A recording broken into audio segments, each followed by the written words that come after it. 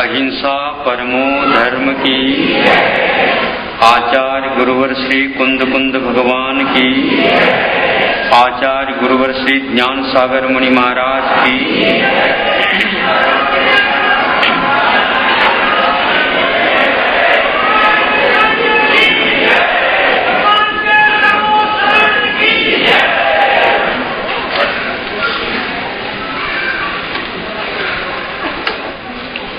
आम्र वृक्ष के नीचे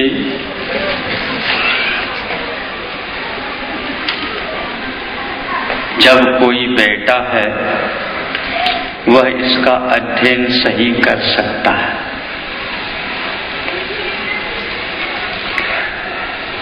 जोर से हवा आ गई फिर भी वह आम नहीं गिरा। बच्चों ने निशान बांध करके पत्थर फेंके, जब वह पत्थर उसे लगा किंतु फिर भी वह आम नहीं गिरा। किंतु उसी के पास एक और आम था जो डाल पत्तों में छुपा हुआ था। वह अपने आप ही पक करके गिर गया। जिसने पत्थर मारा था उसने सोचा मेरे पत्थर से गिरा, किंतु जब पत्थर नीचे गिरा उस समय उसकी कोर चिपक करके आई थी जो खट्टा था। आज त्याग का दिन है। डाल के साथ अपना जो राग है, अपना जो अटैचमेंट है, संबंध है, वह तब तक नहीं छूटता जब तक वह पक्को नहीं होता। और पक्को होने के उपरांत उसे गिराने की कोई आवश्यकता नहीं पड़ती। त्याग की बात त्याग करो, त्याग करो, त्याग करो, बार बार आप प्रेरित करो तो भी वहां वह छूटने वाला नहीं। यह एक सहज भाव है। त्याग करने की आवश्यकता नहीं होती, वह अपने आप त्यक्त हो जाता है, पीछे रह जाता है। दो भाइयों के बीच में लड़ाई छिड़ी युग के आदि में। दोनों तद्भव मोक्षगामी जीव हैं और दोनों तीर्थंकर के सुपुत्र माने जाते। खानदान में एक से एक बढ़ करके पद को लिए हुए हैं। पिताजी तो तीर्थंकर हैं, ज्येष्ठ पुत्र तो चक्रवर्ती हैं, छोटे सहोदर जो हैं कामदेव हैं। ये सब कुछ आप लोगों को कथासार ज्ञात है। किंतु जब तक राग रहता है, उसके साथ जुड़ा हुआ रहता है, उस राग के कारण संसारी प्राणी दत्त होता रहता है। यह राग आग दहे ताते समामृत से ये चिर भजे विषय कषाय अब तो त्याग निजपत दे। चिर से वह कषाय की अनुभूति, राग का अनुभव, विषयों का सेवन होता आया है, लेकिन लगता नहीं हम अनंत काल से करते आए। लगता है कि आज ही प्रारंभ हुआ है। लगता नहीं है कि यह चिरकालीन, इससे आज तक पिंड नहीं छूटी। इतने दग्ध होने के उपरांत भी वह प्रत्येक पर्याय में अपने आप को बहुत ही अलग ही महसूस करता है। एक ऐसी लहर है, एक ऐसी यह दशा है, इस दशा का बोध दिशा बोध बिना संभव नहीं है। ये कोई विस्मय की बात नहीं है। जिधर दृष्टिपात करते हैं उधर इस आग के अलावा कोई और नजर नहीं आता। और यह सौभाग्य है या यह विस्मय है उसके बीच में किसी को उस राग के विषय में परिचय प्राप्त हो जाए और वह उस राग को न छोड़ करके वीतरागता की गवेषणा करना प्रारंभ कर देता। युद्ध प्रारंभ हुआ, दोनों तरफ से मोर्चा सेनाओं की है। कुछ समझदार धीमान व्यक्ति रहते हैं, उन्होंने कहा देखो ये विनाश ठीक नहीं, आप दोनों का तो कोई होने वाला है ही नहीं, इसलिए ऐसा करो आपस में ही समन्वय कर लो। समन्वय का मतलब लड़ना ही है, जब रणांगन में कूद ही गए तो आपस में ही कर लो और हम लोग देखते हैं कौन जीतता है। तो 2-3 नियम के अनुसार वह युद्ध प्रारंभ हुआ। कोई युद्ध से पीछे कदम उठाने को नहीं, युद्ध करना है।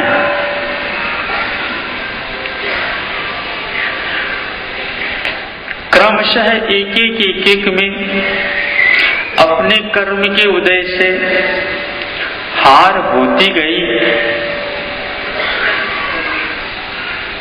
दोनों पार्टियों में जिसकी हार हुई उसको थोड़े से शर्म से माथा झुकसा गया, गर्दन नीचे झुकी। और यह सहज नियम है, जहां गर्दन झुक जाते हैं वहां दूसरी पार्टी की गर्दन पनप जाती है। चलता गया, लेकिन लग नहीं रहा था उन दोनों में कुछ परिवर्तन आ रहा है। एक के बाद एक युद्ध तो घोषित ही होते चले गए। जब तक फाइनल नहीं हो तब तक कैसे कहा जाए। तो पूरे के पूरे तीनों युद्ध समाप्त हो गए। उसके बीच में एक और प्रहार चालू हुआ, उसमें एक तरफ से प्रारंभ हुआ। यूं कहना चाहिए निशस्त्र व्यक्ति के ऊपर भी प्रहार किया गया है युग के आदि में। इसको बोलते हैं कि हुकूमत की कड़ी भूख, जिसको बोलना चाहिए, प्यास बोलना चाहिए, उसकी प्राप्त करने की एक बहुत ही उत्कंठा इच्छा। लेकिन शस्त्र इस ढंग से काम नहीं कर सकता, क्योंकि उसके साथ भी कुछ ऐसे नियम लगे हुए हैं, वो एकदम किसी के ऊपर हम प्रहार नहीं कर सकते। विवेक जब आदमी खोता है तो त्याग तो बहुत दूर है, लेकिन क्या भक्ष्य और क्या अभक्ष्य है, क्या सेव्य है, क्या असेव्य है, इसका वह ज्ञान नहीं रख पाता। बात यही हुई। और वह शस्त्र परिक्रमा लगा करके जिस छोटे भाई के ऊपर चला गया था, परिक्रमा लगा करके पुनः जा करके उनका पास रह गया। तब ऐसा लगा जनता में एक प्रकार से आक्रोश जैसा हुआ। यह आक्रोश होगा क्या नहीं होगा इस बारे में पूर्व से कोई सोचा नहीं गया, लेकिन आक्रोश सोच विचार करके नहीं किया जाता। जब विशेष रूप से न्याय का उल्लंघन होता तो वहां पर जनता प्राय करके उसका विरोध कर जाती। इस दृश्य को देख करके जो विजयी था उसके मन में प्रतिशोध के भाव न जागृत हो करके दिशा बोध ही जागृत हुआ।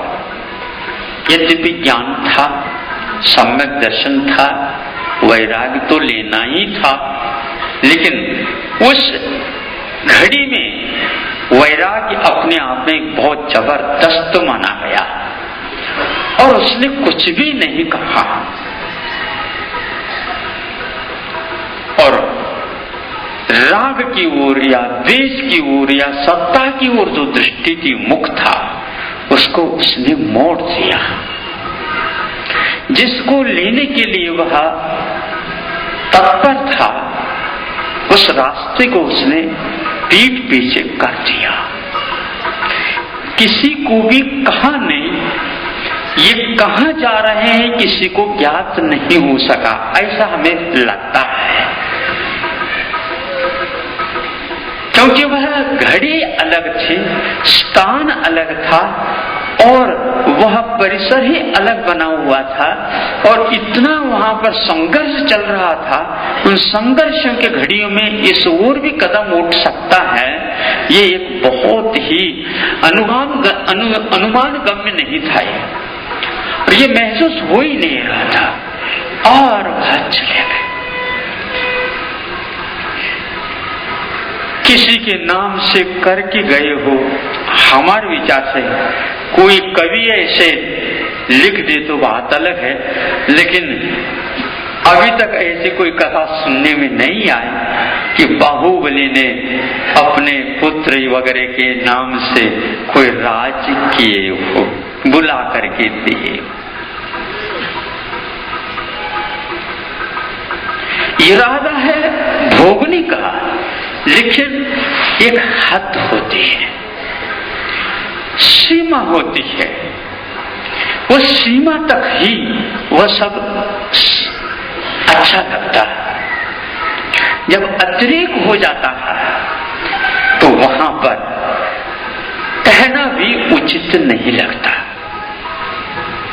देखना तो बहुत दूर, उससे जल्दी जल्दी दूरी बढ़ जाए, यही मन में भाव रहता है और यह निमित्त नैमित्तिक ऐसे संबंध जुड़ते ही रहे हैं। जैन राजा जो कोई भी हुए हैं, पुराण ग्रंथ कहते हैं, वो सारे सारे क्षत्रिय हुए हैं और क्षत्रिय जो हैं अपने हाथ से कोई पैसा लेता नहीं और देता नहीं। ये तो वैश्य वृत्ति वाले जो चाबी और ताला लगाएं और चक्रवर्ती होता, लेकिन उनके यहाँ 9 निधियां थी, मालिक वो भले थे लेकिन हिसाब किताब दूसरे रखते। उनका वह काम उस ओर नहीं कि कितनी राशि क्या है तुम जानो, बता दो तो हाँ ठीक है। क्षत्रिय जहां पर अपने हाथ में तलवार तीर कमान रखता है, वहां पर वह अपने बटुआ नहीं रख सकता। बटुआ बोलते क्या बोलते हैं आप लोग? हाँ, बटुआ ठीक है। अब नोट का जमाना आ गया इसलिए तो अलग है, लेकिन पहले तो बटुआ चलता था या मोहर जो है उसमें रखते थे। हमीन हमीन बोलते, दक्षिण में हमीन ही बोलते थे, यहाँ पर क्या बोलते पता नहीं। और वहां पर जैसे मिलिट्री मैन जो है गोलियों को बांधते हैं उस प्रकार वो बांध करके चलते, ये स्थिति थी। क्षत्रिय अपने पास कुछ नहीं रखता, तो बाहुबली भी क्षत्रिय पुत्र थे, राजा तो थे, लेकिन उन्होंने उसकी ओर देखा भी नहीं और चल दिया। यह राग आग दहे सदा ताते समाप्त से, यह मन में सोच विचार उत्पन्न हुआ। थोड़ी बहुत मैं सोच लेता और दे देता, क्या होता, लेकिन यह कदम हमने भी उठाई। लेकिन जब यह अति हो गई तो उन्होंने कहा नहीं, तुम ही ले लो, हम जा रहे हैं, ये भी नहीं कहा। जिस लेने के लिए तैयारी है तो ले लो कहना भी अच्छा नहीं। केवल वहां पर उस समय अपनी क्षत्रियत्व को दिखाना और स्वाभिमान की रक्षा एकमात्र करना। हमें जो मिला है, दिया हुआ है, उसकी रक्षा मैं करूंगा। मैं चाहता नहीं अतिक्रमण, लेकिन आप जो आए हैं अतिक्रमण करने के लिए, तो यह कर्तव्य होता है कि ले लो, भेंट के लिए नहीं दिया जा रहा है। आप दान लेना तो ले लो, भेंट नहीं मिलेगा। क्षत्रिय जो है, मांडलिक जो होता है वह भेंट चढ़ाया, और क्षत्रिय यदि चाहे तो पूरा का पूरा दान कर देता। दान भी घोषित नहीं किया, आपने चूंकि मांगा है इसलिए अब हमने दान घोषित करो, ये ठीक नहीं। क्षत्रिय होते हुए भी चक्रवर्ती को तो फिर भी स्वीकार हो गया। अब आगे हम कुछ नहीं कह सकते, क्योंकि नियोग समझ लो या और कुछ भी समझ लो या कर्तव्य समझ लो, ड्यूटी समझ लो, और ये चलती है। कैसे मन में उत्पन्न होते होंगे विचार, एक सहज सोचने की बात है। क्या नहीं छोड़ा उन्होंने, लेकिन कहा कुछ भी नहीं, एक पास में कुछ भी नहीं रखा, और जो कुछ भी रणांगन में कूद पड़े थे, जो वस्त्र थे, अब मल्ल युद्ध के समय पर कौन से वस्त्र होगा हम ये सोच रहे। एक युद्ध के दूसरे युद्ध के बीच में कोई और वस्त्र पहन लिए हो, ऐसा कुछ संभव नहीं है। कुछ प्रेजेंट किया गया हो, ऐसा कुछ संभव नहीं। जो कुछ था, एक युद्ध वह भी हो गया कि पानी की बौछार के द्वारा सब गीले हो गए होंगे, सब गीले तो हो गए। मल्ल युद्ध जब हो गया तो सब फाट फट गए होंगे। ये सब कुछ दशा थी। हम तो ये समझते हैं उस समय होली के खेल के अलावा और ज्यादा नहीं हुआ था। चलती और जाते जाते जो कुछ बचा था उसको भी उतार दिया और खड़े हो गए। ये कौन सा त्याग है, ये कौन सा दिशा बोध है। सभी को बुलाना चाहिए। खम्मामि सौ जीवानम सभ्य जीवा खमन तुम्हें। देखो ये ध्यान रखो, ये भी एक प्रयोग होता तो है, लेकिन किसको क्षमा करें? अपने अपराध को क्षमा करें और उसके लिए क्षमा मांगे। अपने भावों के द्वारा गलती की है तो उस भाववान आत्मा को धिक्कार दो। खम्मा में जीव सब जीवानम, ये तो औपचारिक है। अपनी आत्मा के प्रति घृणा, निंदा में गर्हा में अपमानम परम न। दूसरे की निंदा, दूसरे की आलोचना नहीं, किंतु अपनी आत्मा के निंदा कर रहा आलोचना। ये कैसे किया तुमने? बस, और इतना पर्याप्त होता है। लग गए, ये इधर गए, ये इधर गए, ये पुनः उस राज्य की ओर, रनवास की ओर, राजवाड़ा की ओर चले गए और ये वन की ओर चले गए। एक भवन में रहने लगे, एक वन में रहने लगे। भोजन के लिए, चर्या के लिए तो आना चाहिए था। कई लोगों ने ये कहा कि चर्या अब कहाँ करें, किसके राज्य में करे, ऐसा लिखा गया। अब राज्य क्या, खोई भी रहे, स्वराज्य आ गया। स्वराज्य का अर्थ जब वह दिगंबर बन गया उसी का राज्य है। आहार पानी विहार आदि आदि का कोई विकल्प ही नहीं रहा। यही बीच बीच में कचोटते होगी मन में बात, ऐसा भी संसार में हो सकता है। सत्ता के पीछे ऐसा भी खून बहाया जा सकता है। महाभारत बना, अक्षौनी सेना नष्ट हुई, मेरा राज इनका राज, दो के बीच में संघर्ष और कितने लाखों की जनता का संहार हुआ, महीनों तक युद्ध हुआ। देवतागण भी सोचते होंगे ये क्या हो रहा है, लेकिन हो रहा सब ठीक हो रहा। सब लोग लगे गए, हारे टूटे पड़े इत्यादि, दूसरा दूसरा तीसरा सारथी, एक नए नए दिन बदलते चले गए। अंत तो गत्वा क्या हुआ, गई राज तज पांडव वन को, अग्नि लगी तन में। 12 भावना ये भाव, आप 1200 भावना मत भाव। वो लोग भाग करके गए, तुम लोगों की हिम्मत है ही नहीं। उनकी उस करामत को देख करके सहज वैराग्य हो सकता है। 12 भावना में मंगलदाय ने और किसी ने इस ढंग से रखा है कि कहाँ गए, राज तजे पाठ तजे सब कुछ हुआ, कुछ भी नहीं रहा। अग्नि लगी होगी, हमने लगाई होगी, वो लगी है, लगाई है अग्नि, बाहर से नहीं, हमने भीतर से अग्नि लगाई, उसके फल स्वरूप यहां पर बाहर तन में लगे। उन्होंने सोचा अच्छा हुआ है, भीतर से ध्यानाग्नि के माध्यम से कर्म ध्वस्त हो जाएंगे और ये बाहरी अग्नि के माध्यम से नो कर्म भी ध्वस्त हो जाएगा।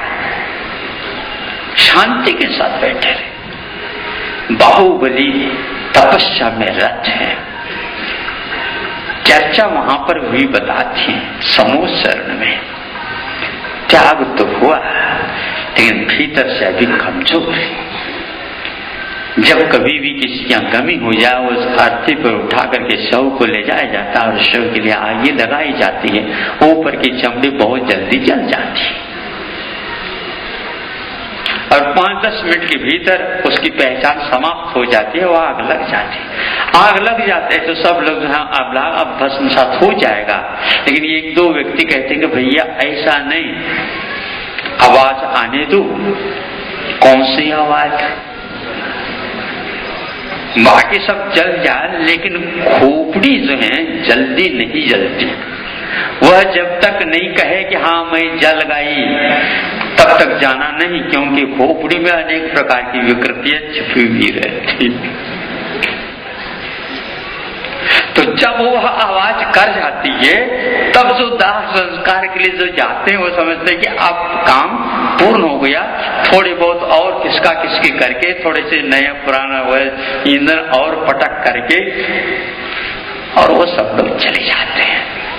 दूसरे तीसरे दिन आ जाते हैं तो थोड़ी बहुत अस्थियां छोटी छोटी रह जाती हैं और वह खारे निकाल दिया जाता। केवल ज्ञान क्यों नहीं हुआ? इतनी कड़ी तपस्या में चर्चा हुई, जाकर के वहां पर जब भरत चक्रवर्ती नमोस्तु करता है, नमोस्तु करने वाला कौन? चक्रवर्ती। नमोस्तु किसे किया जा रहा है? बाहुबली को। बाहुबली को इसका कोई भान नहीं, आंख खोल करके वो देख नहीं सकते, को नमस्तु कर रहे हैं, उनकी बाहरी समितियां ठीक है, गुप्तियां ठीक, आरोहण अवरोहण जो आत्मिक स्थिति है वह अलग वस्तु होती है। और इसके उपरांत उन्हें केवल ज्ञान होता है। सम्यक ज्ञान जब तक रहता है तब तक पर्याय बुद्धि भली रही आवे, कोई बाधा नहीं, लेकिन जो ध्येयभूत वस्तु है उसके प्रति जब दृष्टि चली जाते हैं तो पर्याय कौन हो जाती। ये कौन है? ये एक जिन मुद्रा है, ये एक रत्नत्रय का आराधक, रत्नत्रय का आधार यह लिंग है। और इसी साधना के माध्यम से कैवल्य की उपलब्धि होती है। और यदि पर्याय बुद्धि होती है तो राग के कारण, द्वेष के कारण कर्म बंध और होते हैं। ये सम्यक ज्ञान के माध्यम से भली भांति विवेचन होता रहता है। वह तारतम्य लेकर के भले हो किंतु होता रहता है। इस विवेचन को वह माइंड में रख करके ही मानो चक्रवर्ती ने यह मेरा कर्तव्य है, मैं इनके चरणों में नतमस्तक हो जाऊं। बहुत दिन हो गया, दीक्षित तो हो गए थे ये तो, लेकिन कभी आकर के उन्होंने इस ढंग से नहीं किया। ऐसा शास्त्र में मिलता पुराण ग्रंथों में। पहली बार गए, एक प्रकार से मैं ये सोचता था यदि जिस दिन गए और वह जंगल की ओर गए तो चक्रवर्ती के मन में ये थोड़ा सा आना तो चाहिए था। अब तो वो लड़ने वाला तो है नहीं, अब पुनः कुश्ती खेलने वाला है नहीं, और एक प्रकार से चक्र भी हार गया, चक्रवर्ती भी हार गया, तो वह जीत तो हो ही गई। लेकिन मेरा कर्तव्य था कि जिस दिन दीक्षित हो गए उसी दिन जाकर के नमस्तु करता है। लेकिन शास्त्रों में ऐसा नहीं आता। ऐसा क्यों नहीं आता? हमें बार बार सोचने में आता। अब जब लिखे तो बात अलग है, हम तो अवश्य इसके बारे में सोच रहे। चक्रवर्ती का उसी समय कर्तव्य था, दीक्षा कल्याण मनाना चाहिए था, लेकिन मन में क्या आया था पता नहीं। शायद सम्यक दृष्टि के मन में क्या आ सकता, अब क्या आ सकता, ये क्यों नहीं आए, ये प्रश्न उठ रहा है। और क्या आया था, क्या भूल गए, या ये कुछ मैं समझ नहीं था, क्योंकि चक्र की ओर देख रहा। जब चक्रवर्ती है ये निश्चित हो गया और चक्र इनके कारण ही वहां पर नगर में प्रवेश नहीं कर रहा, वो ही निकल गया। अब तो चक्रवर्ती तो मैं ही हूं, इसमें कोई संदेह नहीं। लेकिन फिर भी यह मन में क्यों नहीं भाव आया कि जिस दिन वो जंगल की ओर गए उसी दिन दीक्षा कल्याण मनाना चाहिए था, धूमधाम के साथ अयोध्या में।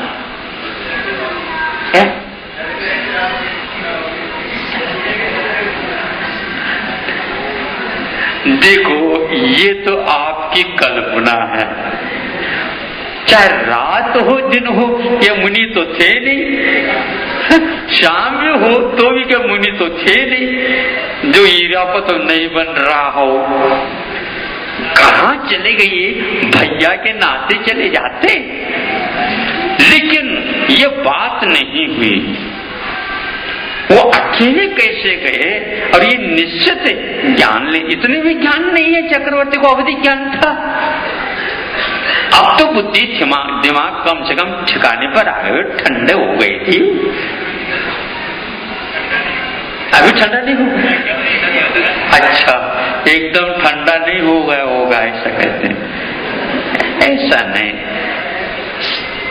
हमें ऐसा लगता है कि हमारी सोच है, अन्यत्र इस प्रकार की घटना घटी है, पुराणों में लिखी गई है कि अप्रत्याख्यान क्रोध मान माया लोभ का यदि तीव्र उदय होता है तो 6 महीने तक तो वह अपना काम करता है। जैसे बलराम घूमते रहे और नारायण जो है मरण होने के उपरांत 6 महीने तक उनको मोह सताता रहा, उसी प्रकार इनको भी द्वेष सताता हो। इसके लिए नहीं गया हो। ये ऐसा सोच है, मैं निर्णय नहीं दे रहा हूं, क्योंकि वो भी क्षायक सम्यक दृष्टि थे राम, और ये भी क्षायक सम्यक दृष्टि है। लेकिन हुआ तो ऐसा ही है।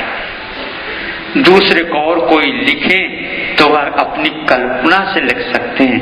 पुराण ग्रंथों में उपन्यास की प्रणाली नहीं चलती, जैसा सुना गुरु परंपरा से वैसे ही लिखा जाता है।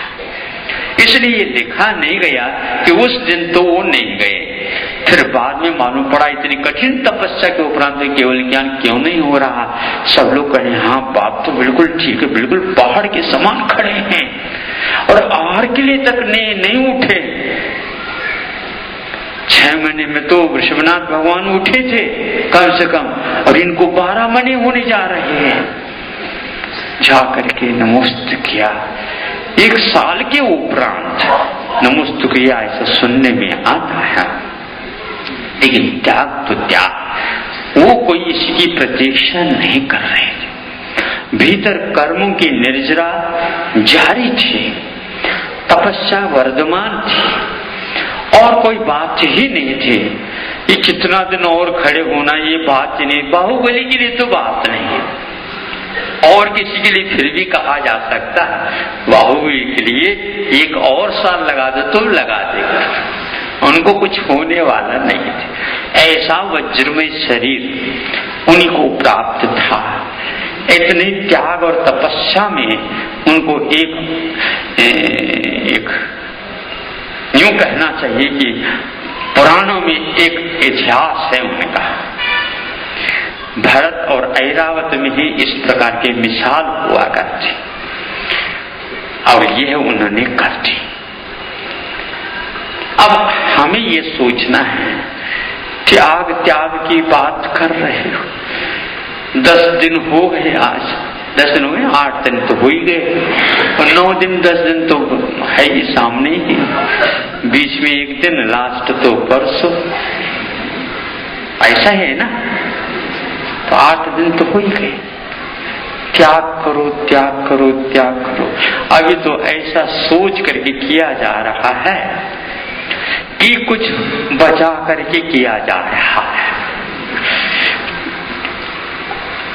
उन्होंने कुछ बचा ही नहीं था, देखा ही नहीं। जब तक उस ओर देखते हैं तो तब तक तो देखते हैं, जब देखना बंद हो जाता है तो वह मिट्टी होती है। मिट्टी से बढ़ करके और कुछ नहीं होता। मिट्टी में कुछ चमक दमक देख करके उस मिट्टी को, एक मिट्टी को ताले में रखना और एक मिट्टी को वैसे ही रख देना, ये तो राख के बिना तो संभव है ही नहीं। एक को तो गले में बांध लेना और एक को तो एक के ऊपर से पैर रखते चले जाना है तो महाराज मिट्टी, हाँ बिल्कुल ठीक है, लेकिन सोने की गिट्टी है ना। अब सोने की गिट्टी है, इसलिए तो या तो उंगली में, या तो बाजू में, या कलाई में, या तो गले में। हाँ, उसका महत्व ज्यादा है। जिसके ऊपर पैर रख करके जा रहे हैं वो तो मिट्टी है, लेकिन उसी मिट्टी में से ये भी एक अलग क्वालिटी की रंगीन मिट्टी है। ये किसी को नहीं, रंगीन मिट्टी होते हुए भी उसकी ओर राग क्यों, उसकी ओर लोभ क्यों, ये एकमात्र प्रश्न सामने उठता है। वह त्याग, जिस त्याग के सामने ये सारे के सारे वैभव यानी निश्चय से संसार है। वही मैंने निश्चय से भव मैंने संसार है, इसी का नाम वैभव है। आत्म वैभव और ये संसार के वैभव में कितना अंतर है, चेतन और जड़ के बीच में जो अंतर है उतना अंतर है। इसलिए समय सरकार ने कहा कि 3 लोक में यदि दुर्लभ वस्तु है तो वह एकत्व विभक्त, जिसको त्याग के बिना प्राप्त नहीं किया जा सकता। हम दूसरे पदार्थ के साथ ऐक्य मान करके चल रहे हैं, और वो कहते हैं कि दूसरे पदार्थ के साथ जब तक आपका संबंध रहेगा, शांति का श्वास लिया नहीं जा सकता, और उसकी रक्षा के लिए अपने आप को वहां पर कटिबद्ध करना पड़ता, रात दिन जागरण करते हुए वह किया जाता। सेठ साहूकारों को और सेठों के यहाँ एक कोई मुनीम जी हैं, तो मुनीम जी 8 घंटे की ड्यूटी देते हैं, तो अच्छे ढंग से शांति के साथ वह नींद ले लेते हैं। किंतु इससे ठीक विपरीत दशा रहती। मालिक तो कहा जाता है, लेकिन मालिक 24 घंटा ड्यूटी देता रहता है, और वह चला जाता है तो वह मुनि कैसा काम कर रहा है, ठीक लिखावट है क्या नहीं, आदि आदि वह चेक करता रहता है। विश्वास नहीं होता तो वह रात दिन जागरण करता है। निश्चिंत कौन है? निश्चिंत कौन है? मुनीम से, लेकिन वो तो नौकर है। मालिक निश्चिंत होना चाहिए। नहीं, ये सब बिल्कुल गलत धारणा है। मालिक को तो 24 घंटा वो खांसता ही रहता है। वो खांसता क्यों है? थोड़ा सोचो तो, वह कोई बाहर से चोर ना आ जाए, और चोर आ जाए तो खांसी की आवाज सुन करके आप भैया ये लोग जग रहे हैं, इसलिए खांसी नहीं आते हुए भी, छींक नहीं आते हुए भी ऐसे।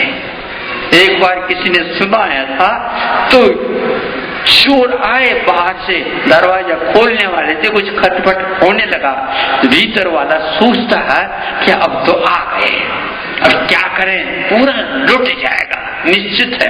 जब ये निश्चित है तो कुछ तो प्रयोग करो। उसने क्या कहा, ये भीमू जी, ये कलपा, ये इधर आ जाओ। अरे तुम तो आ जाओ ना पहले, देखो यहाँ पर आवाज क्या हो रही है। ऐसे 10-20 नाम ले लिए उन्होंने। वो उधर से कहता है, नहीं नहीं मैं ले आ रहा हूँ, ये कुल्हाड़ा ले आ रहा हूँ, ये लठिया लेकर के आता हूँ। कौन आता है यहाँ पर? ऐसे थोड़ी है। बस इस प्रकार संवाद को सुन करके चोर 2-3 थे, और ये तो 10-12 है। भाग गए।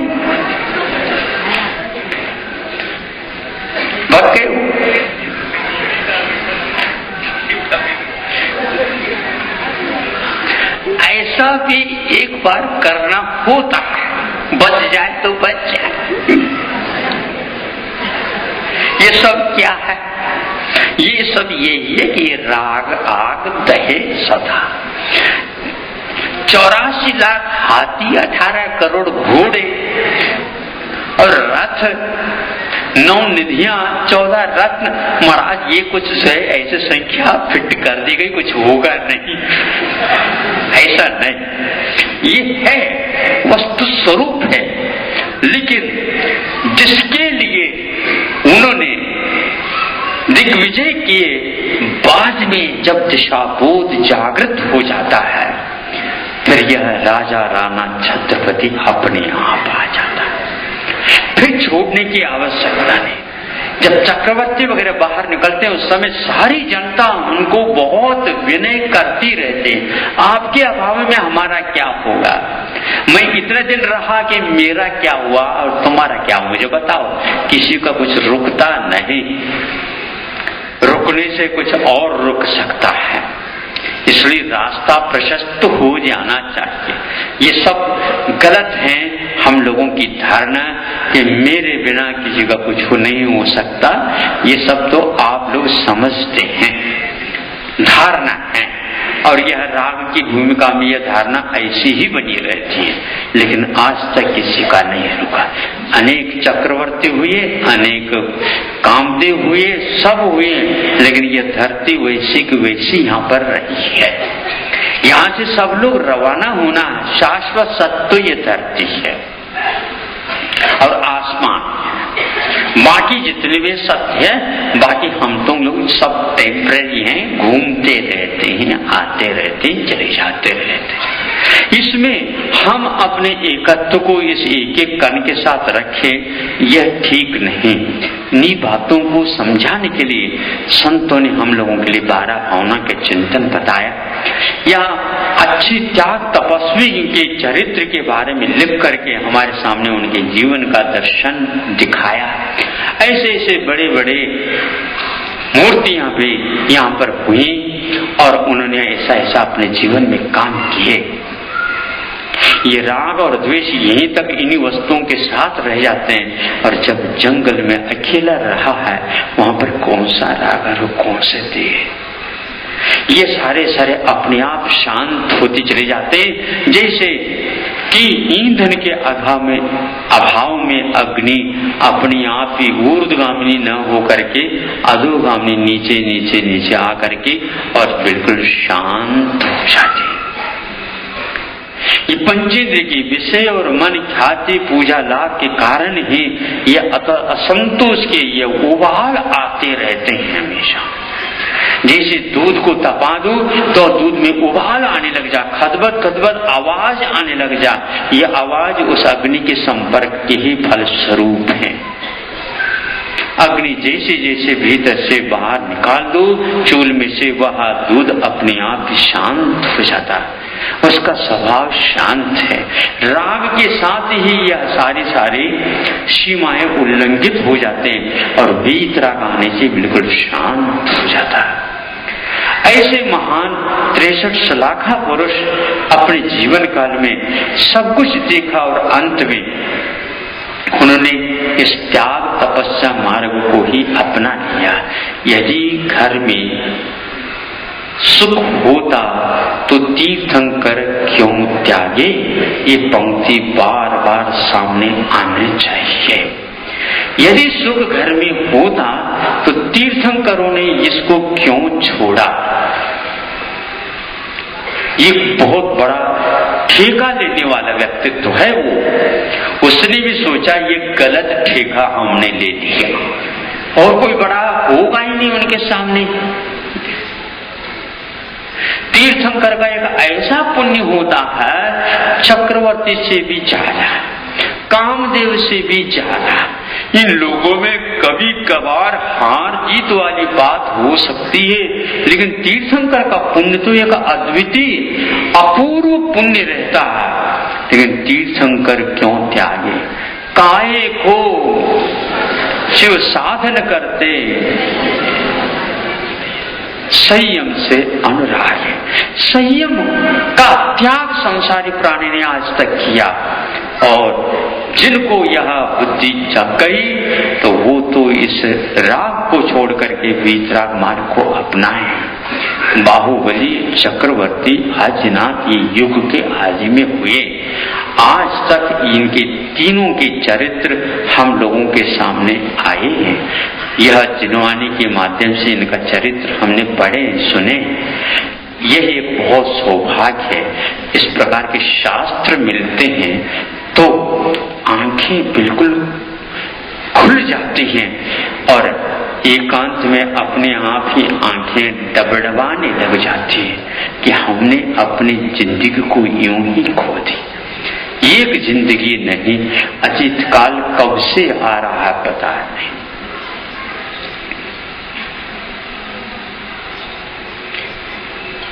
शक्ति विद्यमान है,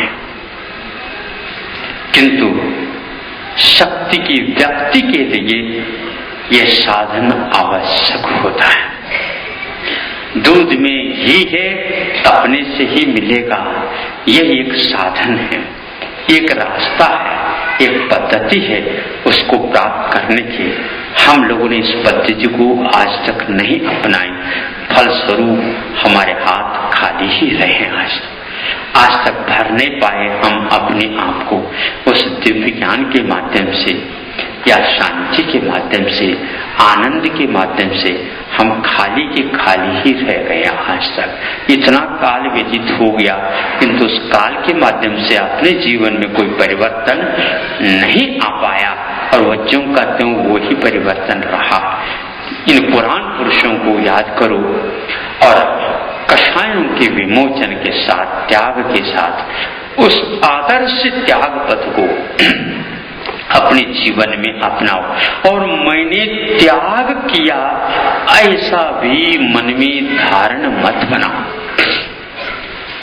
एक कुंद ने प्रवचन सार की रचना की, उसमें कुछ गाथाएं अध्यात्म पद के नाम से ख्यात थी। आचार्य ज्ञान सागर महाराज जी को ये गाथा बहुत प्रिय थी। वो कहते हैं क्या अध्यात्म है देख लो। कौन सी गाथा? वो कहते थे भक्तिवा खमनेवा आवसदेवा पुनु विहारेवा ऊदिमिवा निबद्धम नेच्छद विकदम समन। भोजन हो या उपवास हो, भक्तेवा खमनेवा आवसदेवा पुनः विहारेवा, एक स्थान में रहना अथवा विहार करना। मैंने अपने जीवन काल में इतने मेलों की यात्रा विहार किया, तुमने कहाँ किया? नहीं, एक स्थान में रहना और विहार करना, इन दोनों में साम्य दृष्टि रखो। क्योंकि आत्मा चलती नहीं, क्योंकि आत्मा बैठती नहीं, आत्मा खड़ी नहीं होती, आत्मा सोती नहीं, आत्मा कुछ क्रिया करती नहीं, करने के भाव करते हैं। जब तक योग्यता रहती है शरीर में वो एक्शन क्रियाएं हुआ करती। ये जितनी भी क्रियाएं और सारे सारे शरीरगत क्रियाएं जिनको जड़ की क्रिया मान सकते हैं और मानना चाहिए। जब तक यह मान्यता और यह विवेक या दर्शन नहीं होगा, ध्यान रखो हम शरीर के साथ अभी एक का ही संबंध रख रहे हैं। मैं खा रहा हूँ, पी रहा हूँ, ये क्यों कहता है? ये खिलाए जा रहा है, इतना तो कह ले। खिलाए जा रहा तो दूसरों को खिलाया जाता, ऐसा नहीं ये दूसरा है, ये दूसरा है, ये दूसरा है। ऐसी मान्यता जब तक नहीं बनती और ऐसी अनुभूति कभी हो ही नहीं सकती। फिर इसलिए शरीर को भाड़ा देना पड़ता। महाराज जी बार बार कहते थे, वेतन नहीं कहते थे, वो भाड़ा बोलते। शरीर को भाड़ा देना पड़ता है। जैसे कोई मशीन को चलाना है तो पेट्रोल देना पड़ता है, और चाक यदि मान लो आवाज करने लग जाए तो उसमें ओंघन दिया जाता है। तो एक अक्षमरक्षण नाम की चर्या भी होती है मुनि श्रवणों के जीवन काल में। वो है जैसे आवाज को रोकना चाहे तो ओंघन दिया जाता, तो वो ओंघन कैसे हो जाता है? अटपहरेगी का नहीं। गाड़ी वगैरह चाक जो होते हैं ना, उसमें कौन से तेल लगाया जाता है? उसमें डांबर जैसा तेल लगाया जाता है, उसमें वो अच्छी कीमती नहीं। और वो उसके जो चिंदड़े कैसे होते हैं, ऐसा नहीं अच्छे जो है मलमल के चाहिए या और गैबर्डिन चाहिए या 2x2 चाहिए। अरे गुदड़ी के चिंदे चिंदे चिंदे निकाल दो, उसमें फंसा दो और उसमें डाल दो। या तो या पानी खींचते हैं, वो चक्र में आवाज करने लग जाते हैं ना, उसको आवाज न करे उसको डाल दिया जाता। थोड़ी सी डाल दिया तो अपने आप आवाज बंद हो जाती है। इसी प्रकार अक्षमरक्षण, पेट में भी कुछ आवाज होने लग जाए तो उसमें कुछ डाल दिया। इसको बोलते हैं ओंघन। इस भांति भक्ति वा खमने वा, अब वो भोजन हो या उपवास हो, इसमें कोई ये नहीं रखना चाहिए। विहार हो या बैठना हो, कोई नहीं रखना चाहिए। निश्चित विकदम में समन में फिर कहते हैं कि चर्चा के लिए कोई महाराज मिल जाए, अच्छे विद्वान मिल जाए, नहीं। कि जिस प्रकार विकताओं की चर्चा नहीं होती है, उसी प्रकार आत्मकथा की चर्चा भी नहीं। दोनों में साम्य रखेंगे तभी आत्मा की चर्चा न होकर के आत्मा की अर्चा होती है। कुछ कुछ लोग चर्चा में ही अपने जीवन को व्यतीत करते हैं। अब कितनी चर्चा कर रहे हो, ये चर्चा ठीक नहीं। आत्मा की चर्चा कम करके संकेत मात्र में आत्मा की अर्चा करना चाहिए। नीचे विकदम में समन में यह अपने न और उपाधि कोई भी उपकरण इत्यादि के बारे में भी कुछ नहीं, परिग्रह के समान ही उपकरण ही हो जाते उनके लिए, क्योंकि है तो परवस्तु, है तो परवस्तु। लेकिन महाराज शास्त्र का विनय करने के लिए कहा है, शास्त्र के प्रति बहुमान रखने के लिए कहा है, बिल्कुल कहा है, लेकिन बहुमान के साथ साथ मान नहीं करना चाहिए। बहुमान के साथ साथ मान नहीं करना चाहिए। उपकरण के साथ साथ वह हमारे लिए अपकारी सिद्ध हो जाए। मम यदि संकल्पाभिप्राय परिग्रह, ये मेरा इस प्रकार का जो संकल्प है, यह अभिप्राय का नाम मूर्छा और परिग्रह है। मेरा तरह हो कैसे सकता है, वह एक प्रकार से पर वस्तु है, पर के ऊपर मेरा अधिकार हो कैसे सकता है। फिर ऐसी स्थिति में त्याग क्या, तब कहते हो फिर त्याग क्या, जब मैं खा ही नहीं सकता तो फिर छोड़ दिया रसों का हमने त्याग। बरसों हो गए हमने तो छुआ नहीं, याद नहीं किया। हाँ ध्यान रखो, इतना हमने त्याग। अरे त्याग क्या त्याग, न रसों का त्याग होता, न भोजन का त्याग होता। त्याग तो राग का होता, और राग भी क्या है त्याग उसका, वो तो वैभाविक भाव है, निकलता जा रहा है कर्म के उदय में, मुझे करना नहीं है राग। बस इतना ध्यान रख करके चलते हैं। ये कैसे आभ्यंतरी तातीर की क्रिया बोलते हैं इसको, तृतीय क्रिया जिसको बोलते हैं, जिसमें करना धरना सारा छूट जाता है, न हानि है न आदान है, किंतु उपेक्षा जिसको बोलते हैं, रागत द्वेषियो रप्रणिधानम, उपेक्षा संयम जिसको बोलते हैं। उपेक्षा संयम से इतने गाढ़ स्नेह या जीवन बन गया था महाराज श्री का, हम दिखते रह गए। लगता ऐसा तो एक बूढ़ वृद्ध जो है बैठे हैं, लेकिन वो इतने जवान थे उपेक्षा संयम के अपेक्षा से कि वह प्रतिकार की बात नहीं होती थी।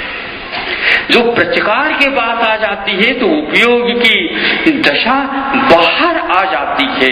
ग्रहण और त्याग ये दोनों तातीर की भाव नहीं, ये प्राथमिक दशा में हुआ करते हैं।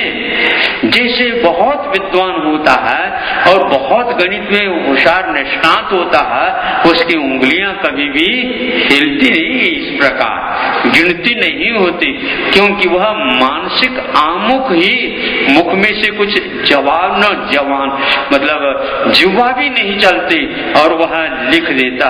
गणित कब कर लेता है तो की हुई रहती उनके पास। ऐसी चेष्टाओं के अभाव में उपेक्षा संयम हुआ करता है। महाराज श्री की उपेक्षा संयम की मूर्ति है। समय सार घोट घोट के पी लिया हो उन्होंने, हमेशा कागज का थोड़ी होता है, वो तो चैतन्य परिणति है। और उनके जीवन में बहुत दिन से, जब से वह अपने जीवन काल में सारे आध्यात्म का सार बहुत पहले ही पीना प्रारंभ किया था। योगी ऐसा था कि वे अंत में मतलब एक प्रकार से बाद में दीक्षित हुए, लेकिन उनके जीवन को आदि से लेकर के अंत तक देखते हैं तो अध्यात्म से ओतप्रोत था और निरीह जीवन में। इसको बोलते हैं त्याग। हमने त्याग किया, एक कहना भी अभी औपचारिक है, यूं कहना चाहिए था ही क्या मेरा जो त्याग किया हमने, अब है क्या मैं ग्रहण करूं उसको। पर का ग्रहण और पर का त्याग यह व्यवहार की भूमिका में अथवा प्राथमिक भूमिका में बालकों की भांति यह क्रियाएं हुआ करती है, किंतु बड़े होने के उपरांत तो यह बहुत पीछे रह जाती है। न अभिमान आता है, न स्वाभिमान आता है, न बहुमान आता है, किंतु जो एक समान वृत्ति उनकी बनी रहती है, धन्य हैं ऐसे त्यागमय धर्म को जिन्होंने अपने जीवन को आश्रय दिया है। आपका समय हो गया है, आज त्याग का तो धर्म हो ही गया आप लोगों का हैं। अब और क्या ग्रहण का होगा? है महाराज, इतना ही कम से कम हमने 1 हफ्ते समय दिए महाराज। ये समय का त्याग कम थोड़ा ही है। हाँ, प्रतीक्षित हैं वहां पर सारे लोग, लेकिन फिर भी हमने कहा ये तो बना रहता है, हम तो जाएंगे। ठीक है भैया, घाट पर आकर के थोड़े से पी करके चले जा रहे। तिलवारा घाट माना जाता या दयोदय तीर्थ में कुछ ऐसे पी करके जाओ ताकि वह जीवन में अपने काम में आ सके। अहिंसा परमो धर्म।